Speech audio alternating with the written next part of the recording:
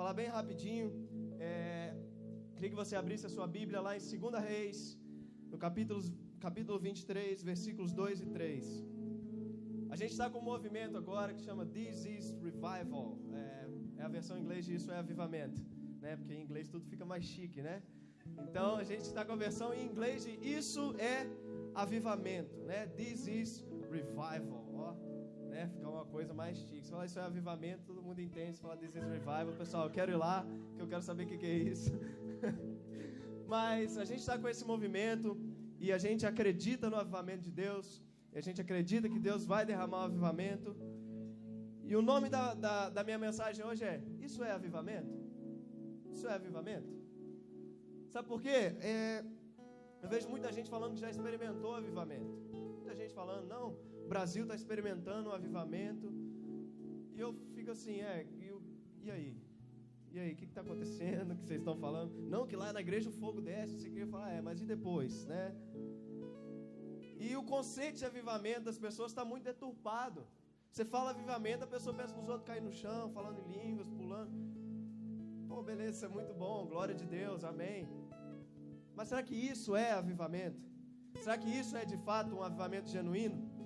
Eu fui numa conferência de jovens uma vez e tudo na conferência era sobre avivamento. Nós queremos o avivamento de Deus. Nós queremos que Deus venha avivar. E todo mundo, glória a Deus, aleluia. Era aquela glória, aquele som ensurdecedor dentro da igreja. Mas lá fora, todo mundo cortando fila, na boa, na maior. Isso é avivamento? As pequenas corrupções. A gente chega lá dentro, quer cantar, quer pregar, quer gritar para o avivamento. Lá fora a gente está cortando fila, sabe por quê? Porque a gente só pensa na gente. Eu quero sentar lá na frente. Meu irmão que chegou cedo, não estou nem aí para ele não. Ele se vira lá depois. É difícil, é complicado a gente pensar que isso é avivamento. É complicado a gente pensar que as pessoas estão falando que estão vivendo o avivamento, mas continuam com essas pequenas corrupções, o famoso jeitinho brasileiro, né? É difícil a gente pensar isso. E foi isso que me moveu a escrever essa mensagem hoje. Isso é avivamento? Será que é? E eu quero falar de um avivamento que houve na Bíblia. E houve no Velho Testamento. O avivamento que houve durante o reinado do rei Josias. Ele que foi um rei bom, filho de um rei mau. Diz assim a palavra do Senhor lá em 2 Reis, capítulo 23, versículos 2 e 3. Subiu o rei à casa do Senhor, e com ele todos os homens de Judá, todos os habitantes de Jerusalém, os sacerdotes, os profetas e todo o povo, desde o menor até o maior. E leu aos ouvidos dele todas as palavras do livro da aliança, que fora encontrada na casa do Senhor. Então o rei, pondo-se em pé junto à coluna, fez um pacto perante ao Senhor, de andar com o Senhor e guardar os seus mandamentos, os seus testemunhos e os seus estatutos, de todo o coração e de toda a alma e de todo entendimento, confirmando as palavras dessa aliança que estavam escritas naquele livro, e todo o povo esteve por esta aliança. A gente está falando aqui do rei Josias. E o rei Josias vem depois de muito tempo de reis ruins em Israel. Ele vem de um rei bom. Ele é um rei bom. Josias começou a reinar com 8 anos de idade. Ele era filho de um rei ruim, mas era um rei bom. E na época de Josias, o templo estava todo destruído, já estava esquecido. Israel estava entregue aos deuses pagãos. Israel estava adorando aos outros deuses. Os sacerdotes já eram todos corruptos. Não havia mais a comunhão do povo de Israel com o Senhor. Esse é o contexto político que Josias pega o reinado. Não há mais comunhão com Deus, a idolatria dentro do povo, os sacerdotes de Baal estão dominando tudo, eles só fazem oferendas para outros deuses, e o templo do Senhor está esquecido. E a primeira coisa que Josias faz, lá no capítulo 22, versículos 1 a 7, vai contar que ele valoriza o local de reuniões do povo. Ele valoriza o templo. Ele se lembra do templo e fala assim, olha só, você vai lá, vai no sacerdote lá, que eles recolhem a oferta na porta do templo, e a gente vai fazer uma reforma nesse templo aí. A gente precisa reformar esse templo porque o templo está esquecido. Primeira coisa que Josias faz, ele valoriza o lugar de comunhão do povo, onde o povo se reunia para adorar a Deus junto. E hoje a gente tem muito conceito de eu não preciso ir para a igreja porque eu sou igreja. Você precisa vir para a igreja sim, porque você precisa ter comunhão com seus amigos. Sim, você é igreja, sim. Lógico, você tem que viver para Deus, a sua vida é um culto. Eu costumo dizer lá em Cachoeiro que a adoração não é o que a gente faz, é quem a gente é. A nossa vida é adoração. A gente não faz adoração, a gente é adoração. Você é igreja, você é culto, sim. Mas você precisa valorizar o ambiente de comunhão com seus irmãos. Primeira coisa que Josias faz, ele se lembra do local de comunhão. E quando ele se lembra, lá no capítulo 22, versículo 8, o livro da lei ele é achado. Ele é achado dentro do templo esquecido. O Torá, né, o livro da lei de Deus. Ele é achado dentro do templo. Lá no 2 Reis 22, 8 vai dizer: então o sumo sacerdote Ilquias disse ao escrivão Safã: achei o livro da lei na casa do Senhor. E Ilquias entregou o livro a Safã e ele o leu. Então o livro da lei foi achado. E olhando para o contexto de hoje, tentando aplicar isso para a gente vê que a Bíblia está meio que perdida em algumas igrejas. Em alguns locais a Bíblia já não é tão pregada mais. Já se relativizou tudo. A gente não precisa da Bíblia não, a gente acredita nisso aqui, ponto. Não tem base bíblica, mas a gente crê, né? A Bíblia se perdeu no meio de pregações, eventos de doutrina, e está cada um indo para um lado e ninguém sabe o que é ser cristão mais. É levar o selo gospel no peito, mas cada um tem seu gospel, cada um tem seu modo de entender Deus, porque as escrituras estão perdidas, né? E agora ninguém mais tem convicção de nada. Esse mundo em que cada um tem a sua verdade, né, que eles chamam de mundo pós-moderno. Cada um tem sua verdade. Eu acredito nisso. Léo, você acredita diferente? Beleza, velho, vai viver sua vida, eu vivo a minha. E a gente aplica isso na vida com Deus. E a gente não toma a escritura como base da nossa fé. Não, eu creio que Deus é assim. Se você crê que Deus é assim, beleza, irmão, vamos viver junto. Não é assim. E se a gente fala isso, que existe uma verdade absoluta, aí a gente é ignorante. Aí a gente é intolerante, né? Não existe uma verdade absoluta. Uma vez eu estava conversando com uma amiga sobre Deus e sobre reino, sobre essas coisas. Eu fui falando certas coisas que eu tinha lido e tal, e uma hora ela falou assim: mas esse não é o meu Deus.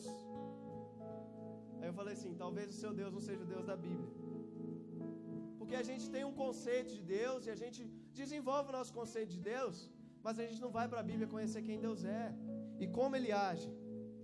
Então nós precisamos encontrar as Escrituras no meio da nossa igreja.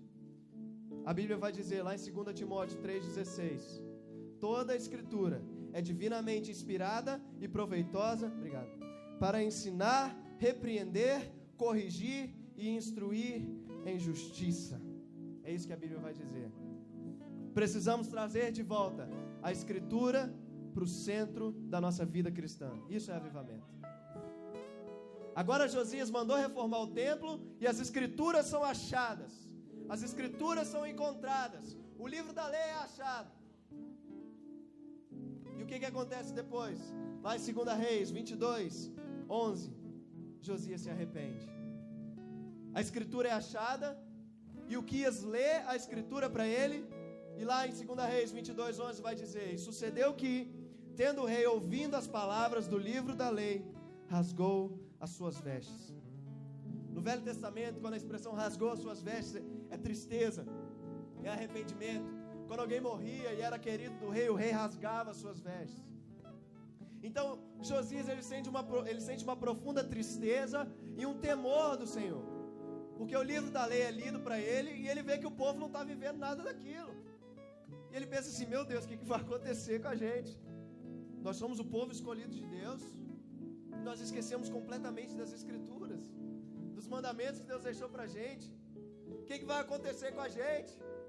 E Josias, ele rasga suas vestes em sinal de arrependimento. Ele se arrepende. Sabe o que é interessante? Que Josias não tenta moldar o livro da lei para falar: não, tá tranquilo aqui, ó, a gente conseguiu, ó, dar base para isso aqui também, ó. Não, Josias se deixa ser moldado pelo livro da lei e ele se arrepende. Isso é avivamento. Avivamento é você trazer a Escritura para o centro, é você trazer a palavra de Deus para o centro. Não uma doutrina, não uma profecia, não. A Bíblia, a maior profecia que Cristo deixou para nós, que Deus deixou para nós. traz ela para o centro e seja moldada através.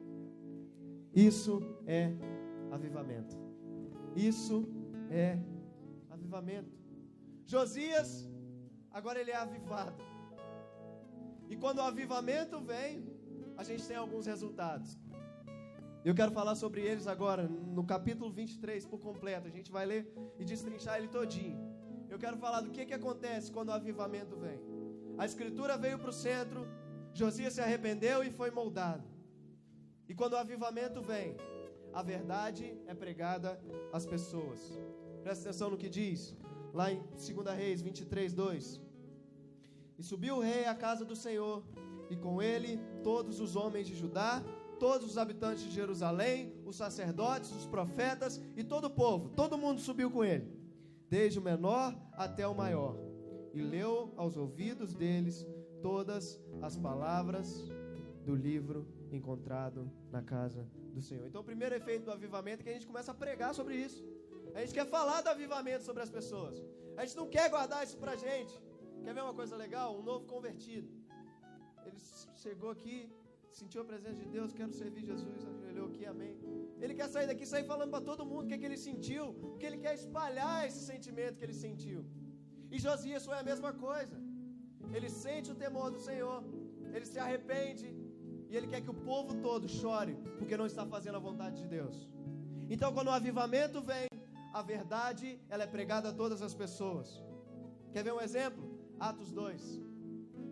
Lá em Atos 1, Jesus vai dizer para os seus discípulos assim: vocês ficam em Jerusalém e virá sobre vocês o meu Espírito, e vocês receberão poder para serem minhas testemunhas, Judeia, Samaria e até os confins da terra. E lá em Atos 2, o Espírito Santo de Deus vem e eles são avivados. Eles recebem o Espírito Santo e são cheios do Espírito Santo. E o que acontece? Vai pregar, meu filho. Vai pregar. Vai pregar. Vai pregar. Avivamento é isso. Recebeu, recebi. Agora vai pregar. Se a gente não fala daquilo que Cristo fez por nós, se a gente não prega isso, a gente não está vivendo o avivamento. Se a gente não quer espalhar a boa notícia de Cristo Jesus, do Evangelho de Deus, a gente não está vivendo o avivamento. Quando nós somos avivados, nós não nos contemos em guardar aquilo somente para nós. A gente precisa pregar para que outras pessoas experimentem o mesmo. A gente quer espalhar isso para todo lugar quando a gente quer um avivamento, quando a gente está vivendo um avivamento. Então, primeira coisa, quando o avivamento vem, a verdade é pregada. Segunda coisa, quando o avivamento vem, a verdade é pregada e é guardada nos corações. Vai dizer assim, lá em 2 Reis 23, 3. Então o rei, pondo-se em pé junto à coluna, fez um pacto perante o Senhor, de andar com o Senhor e guardar os seus mandamentos, os seus testemunhos e os seus estatutos, de todo o coração. E quando a verdade ela é guardada no coração, ela traz transformação. O que o salmista vai dizer? Guardei a tua palavra no meu coração, para não pecar contra ti. E ele vai dizer assim, os estatutos de todo o coração e de todo o entendimento. A verdade, ela não muda só o nosso emocional. Não é uma emoção que a gente sente e depois vai passar. Ela muda o nosso intelecto. Ela transforma o nosso intelecto. Então agora a gente já não se emociona com qualquer coisa, porque a gente tem conhecimento da verdade. Não é qualquer coisa que nos atrai, porque a gente tem conhecimento do que é verdade, porque a gente já viveu e a gente já foi transformado por ela. Quer ver um exemplo? Lá na Austrália tem um pássaro chamado magpie. O pássaro é o Satanás em pássaro. É verdade. Ele é preto com branco e os olhos dele são vermelhos. O bicho é bravo. E chega uma época do ano que é a época de reprodução das magpies. Então os machos, eles ficam muito com a testosterona muito alta. Não sei nem se eles têm testosterona, mas fica bravo. Fica bravo os bichos. E todo mundo que passa, eles querem atacar. Eles vão na pessoa assim, ó. Eu não tenho vídeo aqui, eu tenho um vídeo na internet de uma magpie atacando a pessoa. É um pesadelo. É a pior coisa do mundo, bicho. É horrível. Um amigo meu uma vez estava indo para a faculdade de bicicleta, a magpie atacou ele, caiu de bicicleta, chegou nessa faculdade sangrando. E fizeram todo esse pesadelo para mim. Cuidado de andar na rua com a magpie lá. Falei, pelo amor de Deus, gente, vou andar com esse bicho, não. Anda de boné, óculos para proteger sua cabeça, que ele só ataca a cabeça. Falei, não, demorou, ia para a faculdade. Sim, né? E aí eu comecei a entrar em um monte de site de Magpie. Eu tenho um site, cara, para falar só de Magpie. Tem um site, eles falam que se ela te atacar, você tem que mudar seu caminho, porque ela vai te atacar de novo, ela tem memória. Eu tô falando, o bicho, não é possível que Deus criou, estou brincando, criou assim. Amém, glória a Deus, cada um tem sua necessidade, né?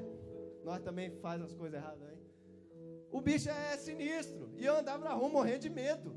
Teve um dia que eu tava voltando à noite para casa a pé, eu quase chorei na rua, velho. Vontade de deitar no chão na rua, embaixo de um abrigo, pro bicho não me atacar. E aí eu fiz todo um pesadelo. Eu lembro que um dia eu acordei, levantei da cama e falei, chega! Quando você acorda com convicção, você acorda com a voz mais grossa. Chega! Ah, esse bicho tem 30 centímetros, velho. Sou muito maior que ele, dou 10 desse bicho aí. Não vou ter medo desse bicho mais não. Vou pra escola hoje tranquilo, vou andando. E é isso aí. Na hora que eu levantei, eu olhei na janela, tinha uns 4 passos fazendo assim na rua, atacando os outros. Eu falei, pelo amor de Deus, não passo não, gente. Isso... Quase que eu não fui para a escola aquele dia, com medo do bicho.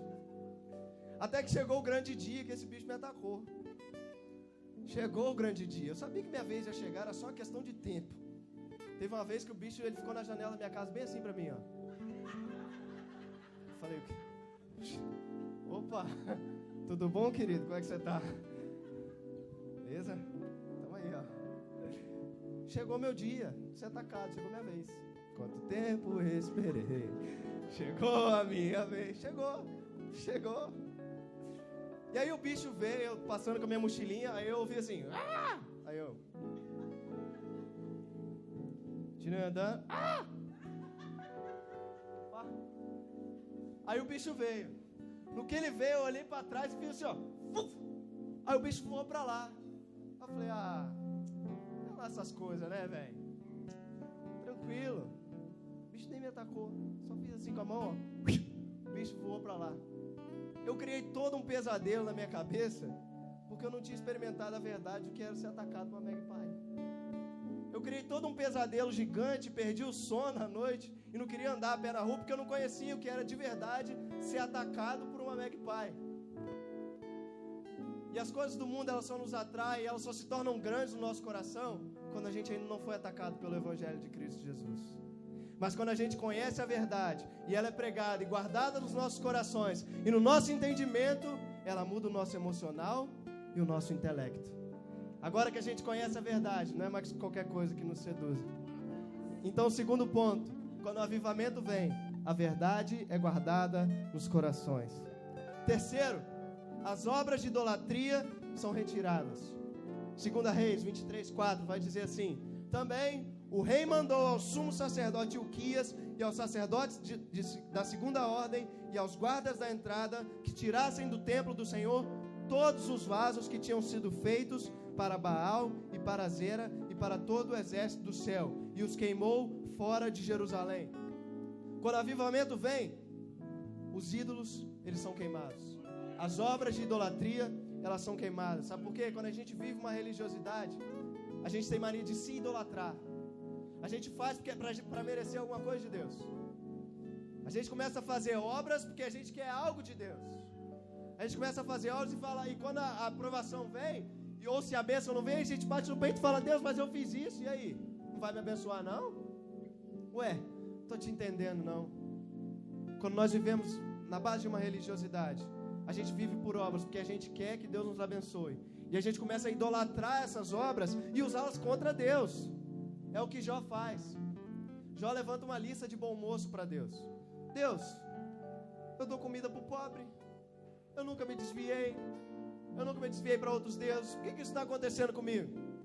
Aí Deus fala assim, Jó, só te perguntar um negócio aqui. Já que você é Deus, que você está me questionando, você só pode ser Deus, né?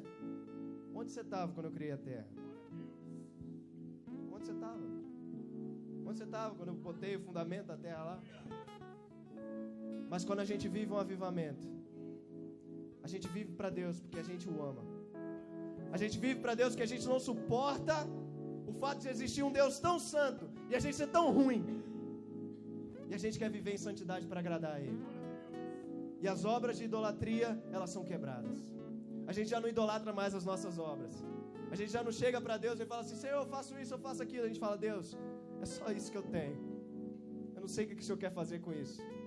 Mas é isso. E mesmo eu fazendo tudo isso de bom, eu sou totalmente dependente da sua graça. É isso que o avivamento causa na gente. Quer ver um exemplo? Mateus, Jesus vai estar contando lá no Sermão da Montanha. Naquele dia virão e dirão: Senhor, em teu nome nós expulsamos demônios, em teu nome nós colocamos as mãos sobre os enfermos e eles foram curados, em teu nome a gente pregou o evangelho. Jesus vai falar assim: parta de mim, eu nunca vos conheci. Sabe por quê? Você fez e aconteceu, filho. Você entregou profecia, você expulsou demônio, mas por amor a si mesmo. Mas por amor a si mesmo. Sabe por quê?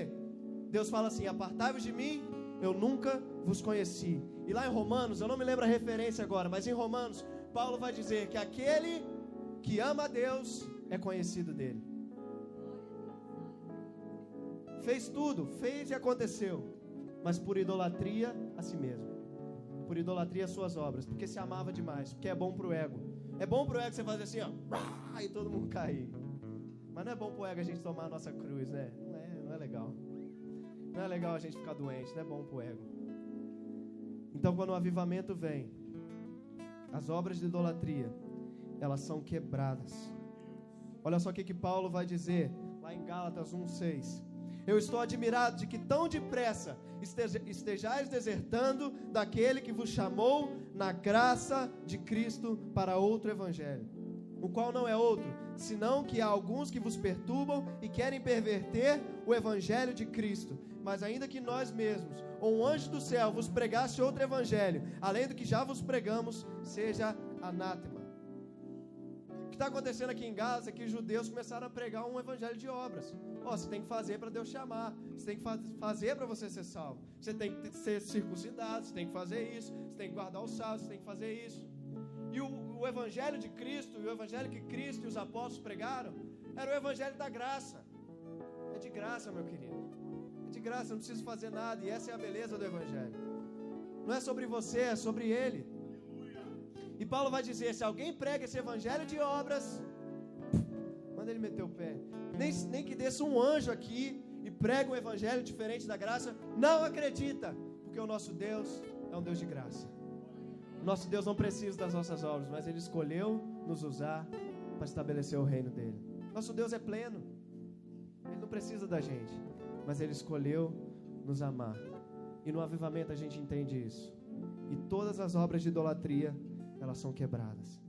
Todas as obras que nos elevam, que só são bons para o nosso ego, elas são quebradas. E agora a gente se humilha perante a mão do Senhor, sabendo que a vontade dEle é boa, perfeita e agradável. Terceiro ponto, então, que as obras de idolatria, elas são retiradas. Quarto ponto, e eu encerro aqui: toda adoração que não seja para Deus é rejeitada. Presta atenção no que diz 2 Reis 23:7. Derrubou as casas dos prostitutos religiosos. Olha a expressão que ele usa. Algumas versões não vão dizer isso, vão dizer sodomitas. Derrubou as casas dos prostitutos religiosos, ou sodomitas, ou cultuais, que estavam na casa do Senhor, em que as mulheres teciam cortinas para Azera, não sei, não quero falar o nome de outro Deus também. Prostitutos religiosos é todo aquele que deposita sua fé em algum outro ídolo. Esses são os prostitutos religiosos. Esses são os sodomitas. Eles depositavam sua fé em outros ídolos. Eles não depositavam sua fé em Deus. Não depositavam sua fé em Deus. Eles adoravam a outras coisas, mas Deus não. E é incrível como a gente tem a mania de idolatrar tudo e todos que a gente vê hoje. A gente tem a mania de idolatrar as pessoas. Se a gente é um pastor que a gente gosta e ele está aqui pregando, a gente já nem abre a Bíblia para conferir se o que ele está falando está na Bíblia mesmo. Que a gente gosta dele. O que ele falou é verdade, ponto, acabou. Né? E a gente idolatra o nosso carro, a gente idolatra a nossa família, a gente idolatra tudo. Sabe como? A gente busca a Deus porque a gente quer um carro. A gente busca a Deus porque a gente quer uma família. A gente busca a Deus porque a gente quer um marido. A gente não busca a Deus porque a gente quer Deus. E isso se torna um ídolo nas nossas vidas. A gente usa Deus como um meio para chegar a algum lugar. Deus, Ele é só um meio. Senhor, estou te servindo aqui, mas eu quero chegar ali, eu quero ganhar um carro. Quando eu ganhar um carro, beleza, valeu, tranquilo. Obrigado pela participação aí, né? Quando a gente vive o avivamento, a gente busca Deus por quem Ele é. A gente busca Deus por quem Ele é. A gente busca Deus porque a gente quer mais de Deus. A gente busca Deus porque a gente quer mais intimidade com Ele. E toda adoração que não é para Deus, ela é rejeitada. Se não for para Deus, eu não quero. Ah, mas você não quer um carro? Ah, se Deus não quiser me dar um carro, Ele não vai me dar. Eu quero é Deus. Eu não quero o carro vai ficar aí. Quando a gente vive o avivamento, toda adoração que não seja para Deus, ela é retirada. Ah, mas você não quer? Não, eu quero Deus. Eu quero Deus, eu quero é Deus, Deus, Deus, Deus, Deus, Deus. Ponto, é só Deus que eu quero. E um grande exemplo disso é Paulo. Filipenses 4,13. Posso todas as coisas naquele que me fortalece. Aí a gente fala, compra um carro, pede um carro para Deus, porque é Ele que te fortalece. Pede isso para Deus, que é Ele que te fortalece. Se a gente voltar nos versículos 12 e 11, Paulo vai estar dizendo assim, eu sei que é ter dinheiro, eu sei que é estar pobre, eu sei que é passar fome, eu sei que não é ter amigo, eu sei que é ter amigo, mas eu posso todas as coisas naquele que me fortalece. Eu posso passar por tudo isso, eu posso perder tudo, mas eu ainda não vou perder a Deus. Ele não me perde de vista. E é só Ele que importa, porque nele eu posso todas as coisas. Eu posso ir para a rua, mendigar, e daí eu tenho Deus. Quando o avivamento vem, toda adoração que não é para Deus, ela é rejeitada. Não, eu não quero carro não, filho, eu não quero isso não. Eu quero é Deus, se tem Deus para me dar, eu quero Deus. Outro exemplo, que eu também gosto muito de citar, é o de Ana. Ana não podia ter filhos, e o marido dela tinha filho pra caramba. Espirrava, tinha um filho. A outra esposa do marido dela. E aí, Ana faz uma oração para Deus e fala assim, Senhor, eu sonho em ter um filho, dá um filho. Se o Senhor me der um filho, eu vou entregar ele na casa do Senhor. E Ana tem Samuel. No dia que Ana entrega Samuel no templo, ela faz uma oração para Deus. E lá em 1 Samuel 2, a Bíblia vai dizer, o meu coração se alegra no Senhor. Essa mulher não tem noção da vida, não.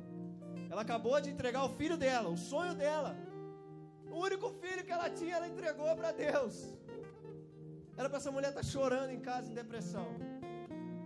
Mas o meu coração se alegra no Senhor. Sabe por quê? Porque minha adoração é para Ele. Tá, ter filho é muito bom, mas Deus é melhor. E se Ele pediu o meu filho, é porque Ele tem um trem melhor para mim. Ele tem alguma coisa melhor para mim. E eu quero é Deus. Quando o avivamento vem, nós buscamos a Deus porque queremos mais de Deus. A nossa fé está em Deus. E eu quero concluir dizendo que para a gente viver um avivamento, a gente precisa se espelhar no maior avivalista de todos, Jesus Cristo. Jesus Cristo. Por onde Jesus Cristo passava, nem sempre tinha fogo, nem sempre tinha língua estranha, nem sempre, mas tinha transformação de vida, mas tinha gente curada, mas tinha gente falando, esse aí é o Filho de Deus. Por onde Jesus passava, e se jogasse um pecador aos pés dele, ele ia falar assim, se não tiver pecado, filho, apedreja ela aí. E ele, sendo o único digno de apedrejar aquela mulher, não apedreja. Jesus foi o maior avivalista que já existiu, porque ele vem transformando vidas há mais de 2000 anos. Há mais de 2000 anos, Jesus continua transformando vidas, e é através dele que nós temos a esperança de sermos avivados. É só em Cristo Jesus que nós experimentamos o avivamento individual, que vai gerar em nós o desejo de um avivamento em massa. Quando o avivamento vem, a verdade é pregada. Quando o avivamento vem, a verdade é guardada e transforma. Quando o avivamento vem, os ídolos são jogados fora. Quando o avivamento vem, toda adoração é dada para Deus. Toda adoração é dada para Ele. Porque quando o avivamento vem, a gente entende que é dele, por Ele e para Ele. A Ele a glória, para sempre. Amém.